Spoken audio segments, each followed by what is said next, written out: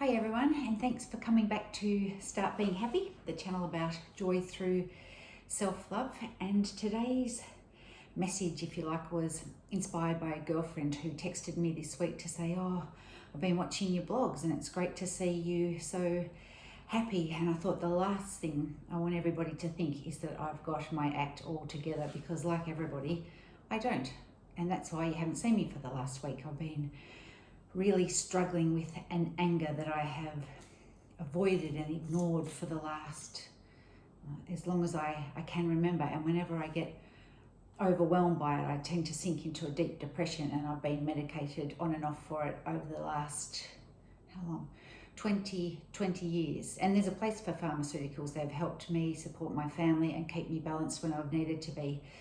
But at 52, I figured I'm not willing to carry this anger and this shame in my body anymore. So I've been working with my teacher, Barbara, and she gave me a technique that she thought might help, and which I've been doing, and I found it so helpful. So I'm offering it to you today. And it's when we are feeling so angry or hurt, or if we're grieving so much we feel that we can't get through another hour, another day, where it feels unbearable, and we always want to run away from those feelings. We never want to lean into them. You know, it's human nature to resist what is so painful and so uncomfortable. But Barb suggested to me that I imagine literally opening a door in my heart and welcoming in the parts of myself that feel so angry or so hurt that I think,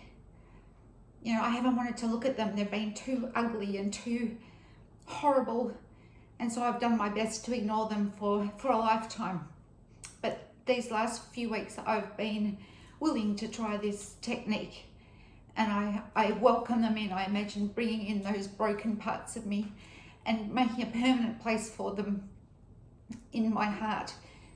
And I realize that's when we become whole. That's when we can honor ourselves so deeply that no matter what anybody else says or does to us, we know that we are the most precious, valuable thing, and we stop losing energy to the anger and the grief, because they become a sacred part of us.